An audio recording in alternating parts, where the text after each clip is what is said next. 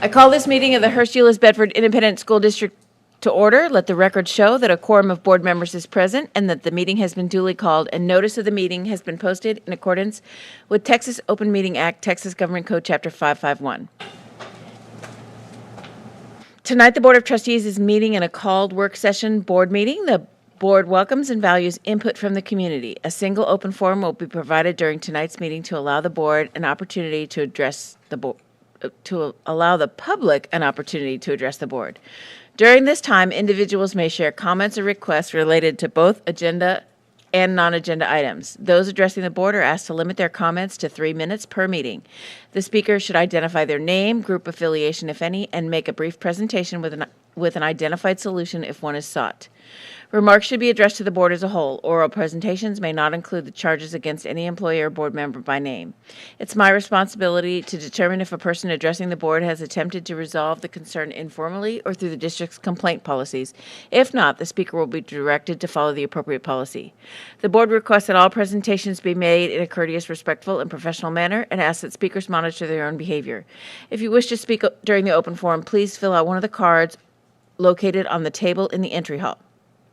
We will start this evening with superintendent comments. No additional comments tonight? And no questions? None at this time. Okay. That takes us directly to open forum. Do we have any cards? I know. Oh.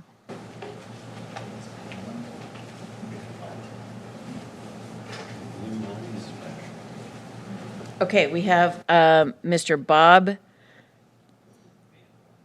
Say it again? Van Voorn. Okay, come on up, stand at the podium with the microphone, and you'll have 3 minutes once you start. I'm probably not going to use the microphone because my voice is pretty loud anyway.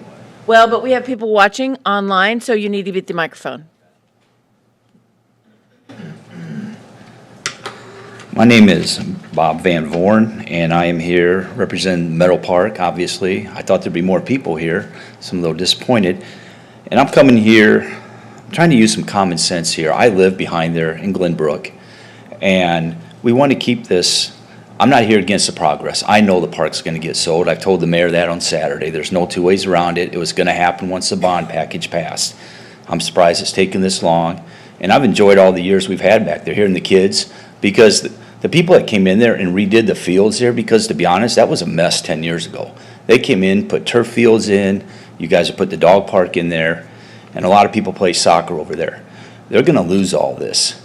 My suggestion to you guys is, because I know you guys are going to be putting a bid up here very soon, people are going to be bidding, is an option is, what if I told you there was someone that would want to buy the land from the ballparks in, the soccer fields, dog park, because we have the cell towers there too. Are those going to stay or are they going to be torn down? No one's given me an answer on that. You know where those are? We don't respond. Okay, I'm sorry. The cell towers are there to the left of the ball fields. If we could run a field, a brick wall, which they're gonna, because based on what we've been told, these are gonna be $700,000 houses on up. They're gonna run a brick wall, you could run one down there, take a left to where the cell towers are. And if someone wanted to buy this land, which somebody does, and they're gonna donate the land back to the city for the dog park and the soccer fields, it's kind of a win-win, and it makes you guys, you know, there's a lot of pressure on you guys because a lot of people don't want this sold. I'm not against that. I understand progress. But if we could keep the fields and the dog park there and they give it back to the city, which the city has maintained all this land for you guys all these years. So, I mean, they've done a lot, and give the land back to them and you still got the ball fields. There are no other ball fields in Bedford for kids to play regulation baseball on. Generations Park is for 12 years, 12 and under. So we're going to lose that, and all you got is the high school fields, and those are locked up unless there's one baseball organization that runs those on a regular basis. So kids do not have the option to go down there and play. The people that run this up there, there's always kids up there playing. And I just think that's part of Bedford we're going to lose. And I'll give you another example of the fireworks. There was probably 1,000 people up there this year. They made fajitas up there, hamburgers, everything. And everybody was out there watching the fireworks, enjoying it. That's all going to be gone. And I know they could go down to Generations Park, but try to deal with the parking, getting there, and everything else when you could just go up there and watch it. So if they could, when you guys put your bids in, if there's somehow that somebody could come in there and we could put the fence down, like make an L with the towers there, because I don't think they're getting torn down, and we keep that for the city, they still get all this land. And to be honest, the land that they're actually buying, if you're putting $700,000 houses in, they don't want to be backing up to that road, Meadow Park going down there anyway. So that's why I'm trying to just get this idea out there, and I think it could work for everybody. And they're Thank you still very gonna much. make your money. Time's up. Thank All you. right, thank you.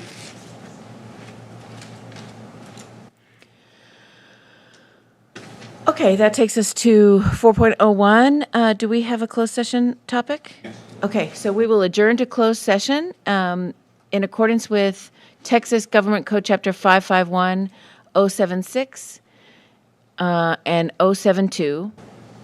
We'll adjourn now.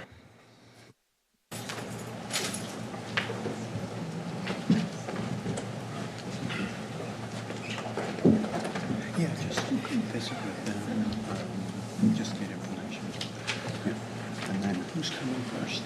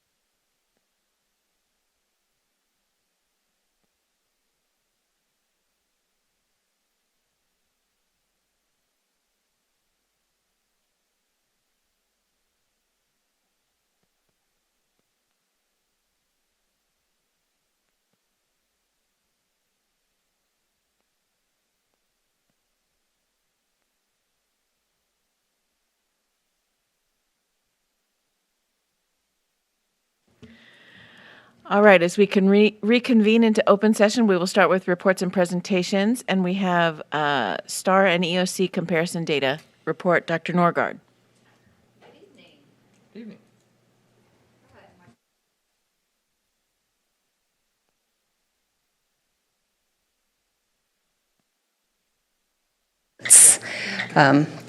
There we go. I wasn't sure if it was just me not hearing myself through my hearing aid or not. Okay, so this includes our comparisons. So we know that when we look at data, we look at levels, trends, comparisons, and integration. So this is all about the comparisons that helps us know those gains that we saw, those drops that we saw, what does that mean? So this is, of course, tied to our strategic plan, well integrated. So this report does look a little different than the others, so I'm going to go slower on the first couple of slides just to remind us of what we're looking at, and then I think the pattern is very clear. So as we're talking about our comparison districts, we compare to these districts for lots of different reasons. Some of them because they are close by. We're, competing for some of the same students here in the area. And others are a little further away, but they're stretch or things that we've been watching, maybe because of programs and performance that they have as well. But it helps for this report in the tables when you see data, the districts that look the most like us in terms of percent economically disadvantaged are by us in the tables so that we can see those are the ones we should look the most like. And as we move further off to the right where there's less of a percent economically disadvantaged compared to our population, that's where we might see more of a difference. So every table is going to be arranged in this order. So we'll start with grade 3. So we've got both the language arts and the math. So you see all of the districts are in that order based on percent economically disadvantaged, and you do see the ones closest to us. We are outperforming. Now, when I bring just our data, the red is we went down compared to our own, we were up compared to our own. We're the benchmark here. That's why the HEB column is all in black. So districts, any data in red is someone who's performing below us. Green, they're outperforming us, or it would also be in black if it's at the same level that we are. So in this report, red, not bad for us. So that's a shift in the thinking. So I want to remind you of that.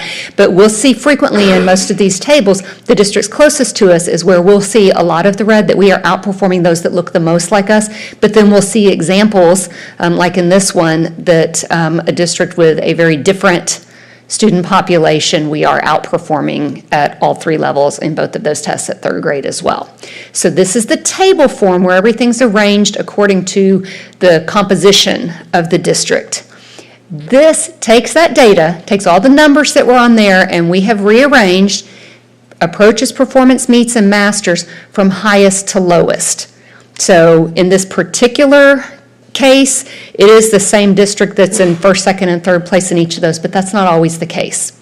Okay, so each section is arranged according to order because you will see a trend. We tend to be middle of the pack at approaches and meets, again, with districts that don't all necessarily look like us, and then we are in the top half in masters. So that's why it's important that I didn't want to leave these in the same order. I wanted to put these in numeric order on this slide. And the state average is included as well because we also like to watch that separation from the state. If we had movement, how did the state move as well? So this is how the data is presented in all of these grades. So this is our 3rd grade language arts. You see us holding in the middle at approaches and meets and in that top half in masters. Similar performance in 3rd grade math as well. Okay. So then when we move on to 4th grade, you see again those closest to us, we are outperforming. We're also outperforming in all areas in math and some in language arts and some of the districts that are not as close to us in terms of demographics. And here's how that falls in order. So this is what I have been talking to you when I brought just our data that I said meets and masters, we're getting these gains, especially at masters, but our approaches is where we're not holding at the same level, or maybe we're holding at the same level and other people are gaining. So we're making those gains on the higher ends. People around us may be making more gains at approaches. So that's why we have to have our eyes on all of those pieces. So this is about the closest that you'll see us to state level here at approaches, but then you see we separate considerably from the state performing at meets and masters. So how do we hit all of our students in all of the areas where they are and where they're ready to learn is our continued approach, and why our teachers need the data throughout the year so that we know what does this student need versus this one. And then in 4th grade math, see a similar performance. Here is where the state performance at masters came up a little bit higher than it is in other places. Or perhaps some districts around us just didn't perform as well as the state. But that's a little bit different. We're used to seeing the state being among our comparisons at the bottom, and there at masters it's in the middle. So I'm glad that we continue to have our own movement at masters. Then when we look to 5th grade, just a reminder, because we don't have the final standards for grade 5 science, when I brought you our data, we did our approximation with our zone of uncertainty from the state, but for comparisons, we don't know what other districts have done with their zone of uncertainty. So I don't have comparison for 5th grade science, but you can see for reading and for math, our performance compared to the other districts. And then here's that relative performance. And again, where we are at approaches versus where we are in the ranking for meets and masters. So really continuing to push our students. That's language arts. And there is our math, which is very solid in the middle. So then we move on to 6th grade. This is where we see even more in both our language arts and our math. We've talked before sometimes about our configuration with 6th grade still being at elementary versus a lot of our comparisons where 6th grade is that first year of middle school. The amount of time that we have for instruction in reading compared to some other districts, how we maximize and utilize that time may be a little different, and so we actually see more separation from our comparison districts at 6th grade in both subjects than we do perhaps in some of the other grades. And so there is the relative ranking performance for language arts and for math. I mean, you'll see this is about the highest you see us at both masters and approaches.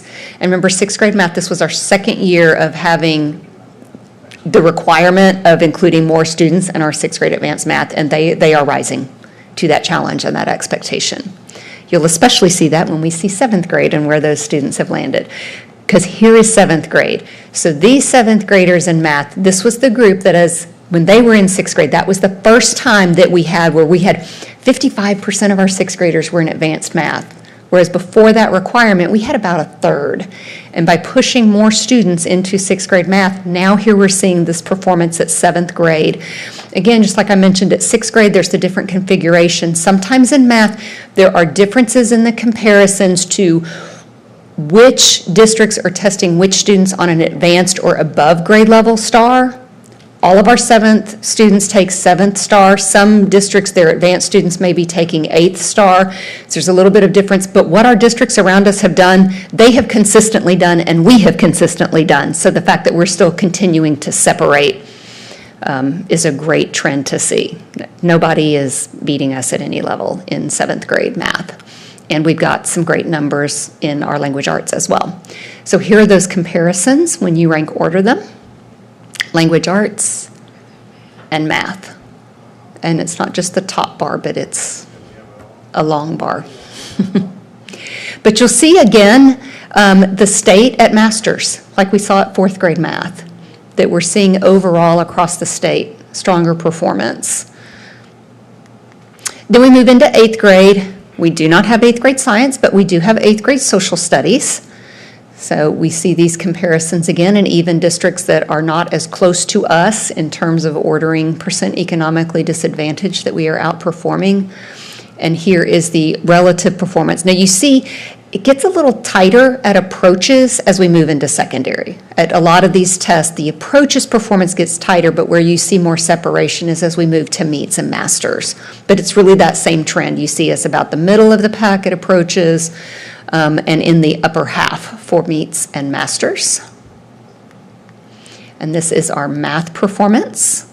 So again, with 8th grade math, that can be some slight differences in districts based on who is testing in an advanced or above grade level test, but we continue to hold in that same pattern that we have. And then 8th grade social studies, looking very strong. at all of those levels, to be the third highest at each of those levels with those comparisons. So then we move into EOC, so our English 1 and English 2, and these are areas you may recall when I brought our district data when we're only comparing to ourselves, and we're like, what's happening year after year? This puts some of that into perspective, that the same trend is happening a lot of places. We're still investigating and doing root cause analysis of what that trend is, but it is not an anomaly in HEB. You'll see similar data. So again, that middle at approaches and meets, but then we're rising at masters. But for us, we looked at that masters. We talked about the scoring on the ECRs last time and the difference that make. And I had mentioned, for us, we had 20-something% that scored zeros on ECR. The state had 40-something%.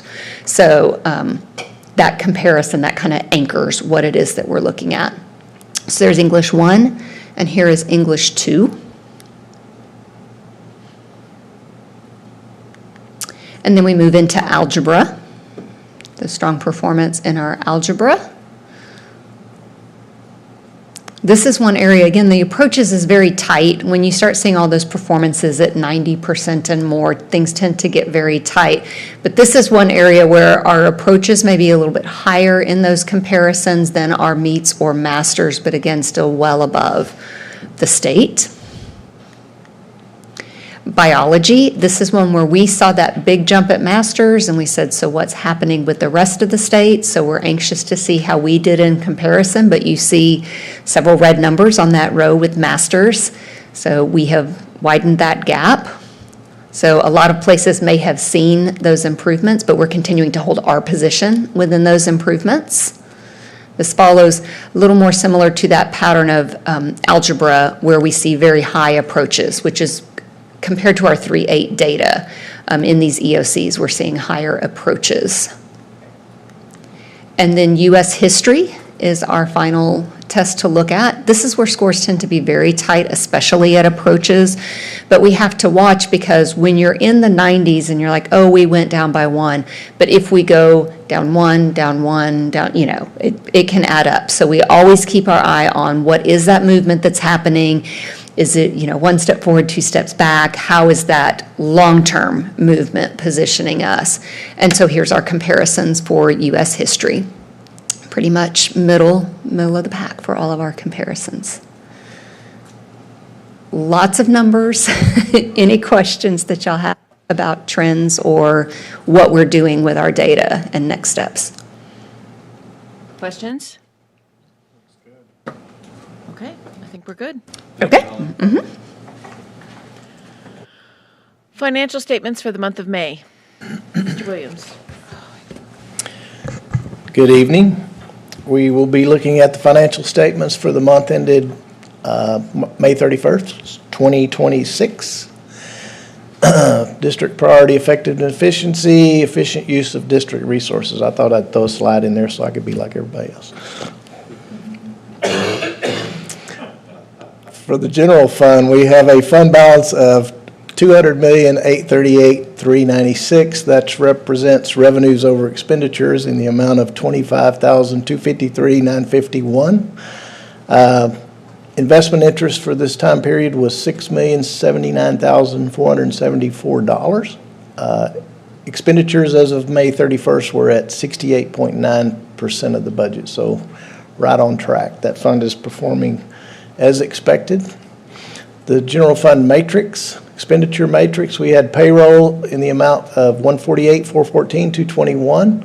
Utilities, $4,057,015 or 2.3%.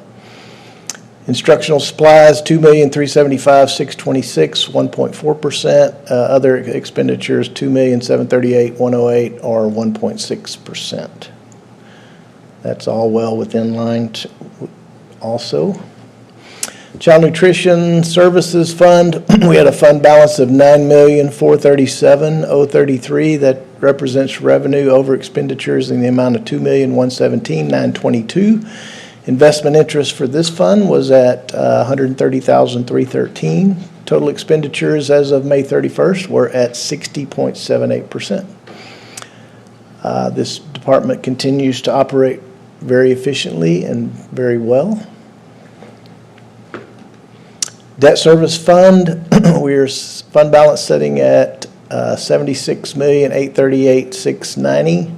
That's revenues over expenditures in the amount of $51,784,472. Investment interest for this fund was at $1,490,397. We will be making our final debt service payment for the year here next month on August 15th for a total debt service for this current fiscal year of $77,207,050.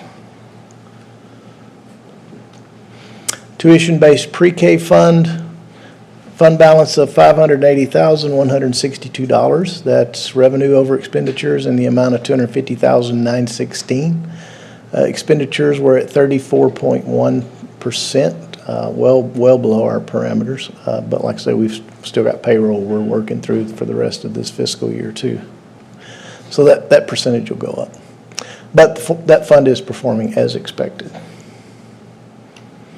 Special revenue funds, those funds were at 39.19%, but as you know, that's several different federal and state funds that we also experience a lag from TEA because of the way they reimburse us. But those funds are tracking and performing as expected.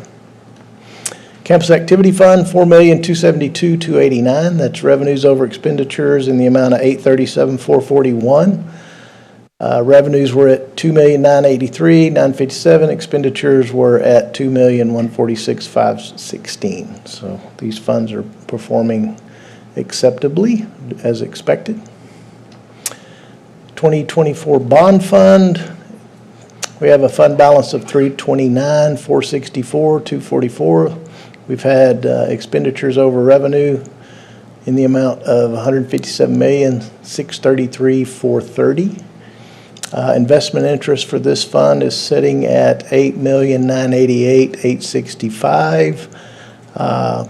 And as I've mentioned last month, I believe we are working with George Williford and we'll be bringing a parameters order to sell a portion of that $397 so that we can maximize our additional state aid for homestead exemption and to help us maintain our tax rate at a rate within what we told our voters we would keep it at. So that fund is performing as expected as well. Locally defined fund, $29,755,569. That's expenditures over revenues in the amount of $774 and $10. Interest revenue for this fund is $633,342, and as you can see, we have some different things we're still working through as far as expenditures go, but we haven't added a tremendous amount to this fund in a while. But we make rolling forward when we have a need. So, any questions about anything? Well, it doesn't look like we have any questions. But we can move on to budget transfer and amendment requests. Oh, we don't have any? Okay. Not sure where it is. We don't have any major transfers this month. I think we did have maybe, looks like we had transfer from Function 13, which is staff development, into Function 21 in the amount of $10,000. Pretty routine budget transfers this month. Questions, anyone? All right, takes us to 7.03, which is quarterly investment report for the quarter ending May 2026. So you have before you that investment report. Our investments continue to do as well as they can do in the market, sitting around 3.8% thereabouts, which is held higher than what we really anticipated them to hold, so which is good for us on the investment side. Any questions about any of that? I think we're good on that one. Engagement letter for independent audit. This is asking the board to consider rehiring Weaver Tidwell to be our auditor for the next fiscal year. they continue to do us a good job, and we work really well with them, and would be happy to have them come back and do our audit next year. Questions? Okay. Designation of officer to calculate and prepare tax rate. Okay, this is something we've in the last several years, we've asked Tarrant County to do this. They do it free of charge. We still purchase the TNT software, and I run the numbers too, but it just gives us kind of a checks and balance system and lets them do the work, and then I just kind of double check them and make sure our numbers line up with what they're saying they are. And Yeah. so we're asking the board to name them as because the board is required to name the officer to do that. Questions? Okay. 7.06, general liability, umbrella, and commercial auto insurance renewal. Mr. Curbo. Good evening. Our general liability, auto, and umbrella policies are combined in one policy we get from TASB through the Risk Management Fund. This year's premium, or for 2026-27, it's a 7.22% increase, largely due to additional coverage required by this most recent legislative session. So. Of course. Any questions? Okay. RFP for maintenance, parts, supplies, and services. This is a replacement bid to replace an expiring bid for maintenance, parts, supplies, and services. We primarily buy parts and supplies under this bid, but that does have a provision if we need additional services, we can procure that through this. Questions? Okay.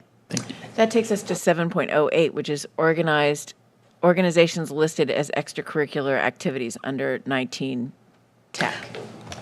Good evening. We are submitting the following activities to be included in the organizations listed as extracurricular activities under 19 Texas Administrative Code. Blue Bonnet Girl State, Medal of Honor Museum, Rho Kappa Social Studies Honor Society, Student Voter Empowerment Club, Texas Boys State, Texas Law-Related Education Junior Citizen B, and Texas Law-Related Education Citizens B.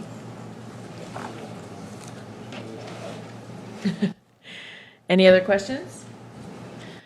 Okay, so then we have advanced classes identified for no pass, no play exemptions. This year, we have an update revision. The course deleted was under the category of mathematics from advanced pre-calculus to pre-calculus. It aligns to our academic planning guide. It is a Tier 2 GPA course. And then we added a course, Honors Business Information Management. Questions? Okay, 710 is Memorandum of Understanding between HBISD and Juvenile Board of Tarrant County. This is the continuation of our partnership with JJAP. We have a couple of revisions. So last year, under number 3, referral, there was an exclusion of Title V felony. They took out those words this year completely and updated it from referral 3 to referral 5 in this year's contract. Under reimbursement, under 2025-26, they excluded including mandatory expulsions when the adjudication petition is not sustained or in proceeding is dismissed. They just took out that wording, kept everything else, and it's listed under reimbursement number 6. Those are the only changes for this year. Questions? Okay, then we have a memorandum of understanding between HBISD and Daybreak Medical PC. This MOU is to continue our partnership with Daybreak Health, which is a 12-week virtual therapy program that is offered to our families as a resource. Questions? Okay, 712 is Power School renewals for 26-27. Dr. Hopkins. Hello. So this is just our standard renewal for Power School. We are going to renew the SIS side, which is the Student Information System, at a very much scaled down product so that we can continue and complete our final PEAM submission for this year. Once we're finished with our PEAM submission, we will discontinue the use of Power School on the SIS side and lean completely into Skyward. Questions? Okay. Renewal of Image Learning Edgenuity for grades 6 through 12. So Imagine Learning is the tool that we use for our credit recovery, credit acceleration at our secondary campuses. Questions? Renewal of Google Workspace for Education Plus. So this is just Just a our, renewal. just a renewal. Any questions? Okay, purchase of the AI enhanced firewall. Any questions? Okay, Perfect. That's Thank it. you. 8.01 is a request for items to be placed by board members on a future board agenda. Does anyone have anything? And then 8.02 is a review of the activity chart, and it stopped at me. It hasn't gone around, but let me just take a quick look. Things are gearing up again, but it looks like we're covered pretty well. I'll continue to pass it around, though. All right. So I knew we would be fast tonight, so I asked Ty if she would share with us some tips and tricks for using our new system. And so I'm going to let Ty have the microphone and the screen and show us what she can show us. Because I don't know about the rest of you, but I have bumbled and struggled. And so I'm hopeful that she'll teach me something I need to know.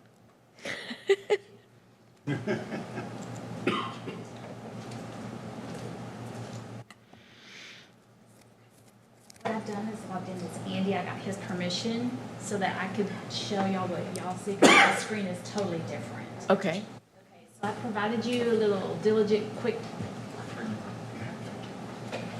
It's okay. No one's paying attention. Just I have such an accent. Okay, so what I provided you is this little cheat sheet here. Yep. Went through all the little different icons that you see on your screen, tried to give you a little quick note as to what they each do for you. Like your sidebars and cogwheeler gear, what it does, the zoom, how it makes it smaller, which y'all should know that. But the hand tool pan is a little bit different. If you have a zoomed document, you can take that little hand and move it around, and it won't affect the way your document's been zoomed.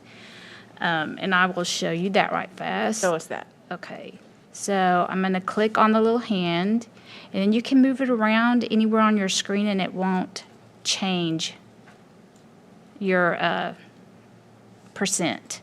Not that, it's just a preference. This is the one that I like to use, and it's more of a pointer, and this will allow you to click on your exhibits. It will allow you to click on like the cover sheets that we have, like here. Like if you had the hand, it wouldn't let you do it. But if you had, I'm not great at this, guys. Okay, so So if you do the hand, so you cannot. okay, but with the pointer you can. But do that again. So you've got something different up there. How do you get back to where you just were? Okay, here's the difference. On this second page, this is what I need y'all to see, and I kind of drew it out. This column right here is your actual agenda outline. This is the tool that you use to navigate back and forth, because whatever you do on this side, this is your viewing screen, like your TV. So this manages this views. You can click on things in your viewing screen, but if you want to get back to the actual agenda, you've got to go to the navigation, their outline, and it'll bring you back to it. Okay, so what I have, Just tell me what you're thinking.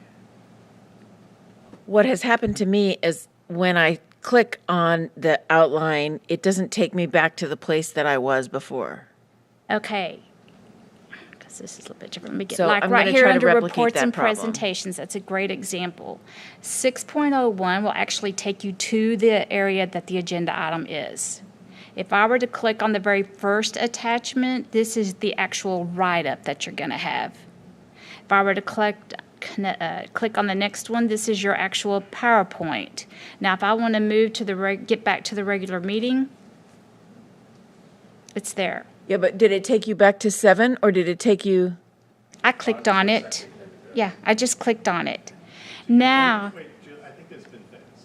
It used to just bring you back, but now when you click on the little agenda outline, it brings you to the point. Well, I just did it, and it now, didn't do it. let me tell you about you see where it says current topic down at the bottom, your little blue banner, this right here? Yeah. Okay, if I'm on 802, if you click here, it should, like wherever I am guiding this meeting is where that is going to take you. And I'm sorry, I'm not connected anymore, so I can't do Okay, it. I understand, but what I'm trying to replicate right now is what you just did. Mm-hmm. And so if I click on 6, reports and presentations, on my agenda outline side, Yes. it takes me to 3, not 6. So I'm going to do the same thing now with 7. Okay, so right now it shows me here on 3, right? Okay. But if I click on 7, it should take me to 7, right? Yes. 7, there's a bad link in 7. She's got a bad link everywhere. No, everyone does. 7, where it says, when you go to 7, review regular meeting on the left, or 701, it takes you back to 4. There's a bad link in that. Go to 702 on the left, click 702. Does 8 take you to 4? Yeah, it's wonky. Yeah. Yeah. It shouldn't do that. It should take you in the area that you clicked on. The other numbers are taking you where they're supposed to, right? Okay. All right. Yes. Does that take you to 4 Consistently also? doing that. Go to, like, just. Okay. It's supposed to be like that. And then that little blue banner at the bottom, say you've been navigating through this, if you don't want to stay on course, you want to get right back to where it is, it should take you to the current topic. Okay, so initially, several meetings ago,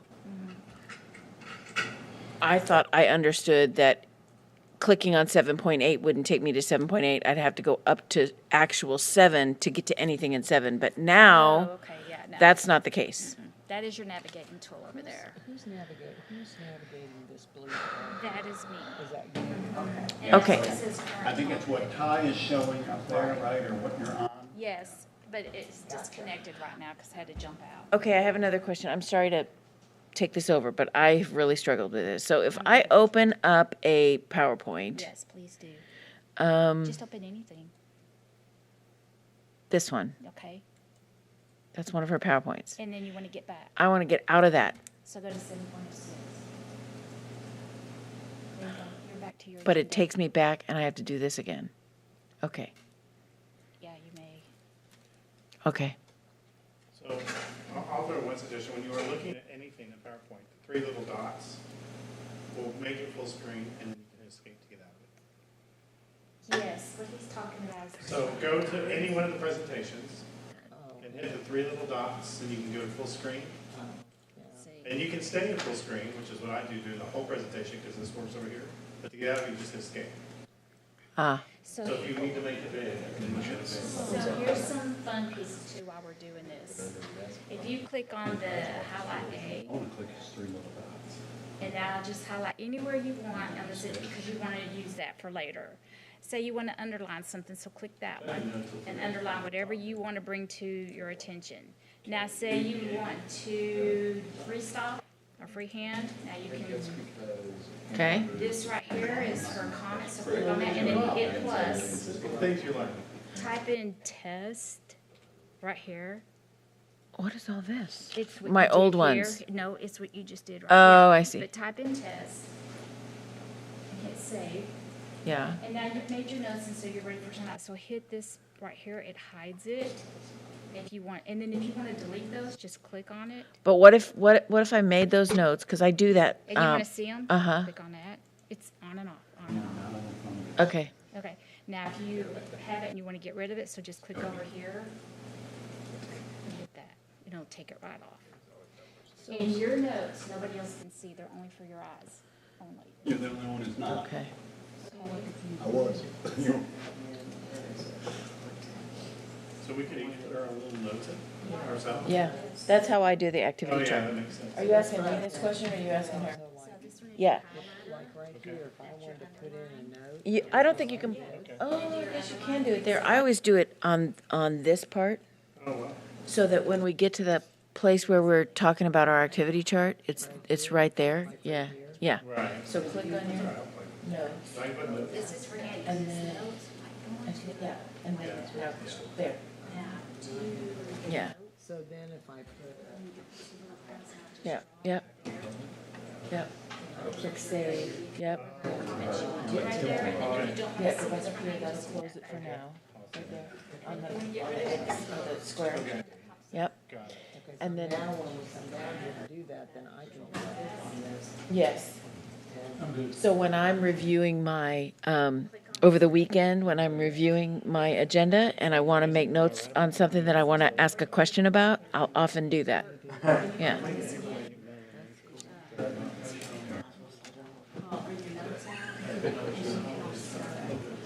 Chris, was this too remedial? I'm sorry, I was really struggling.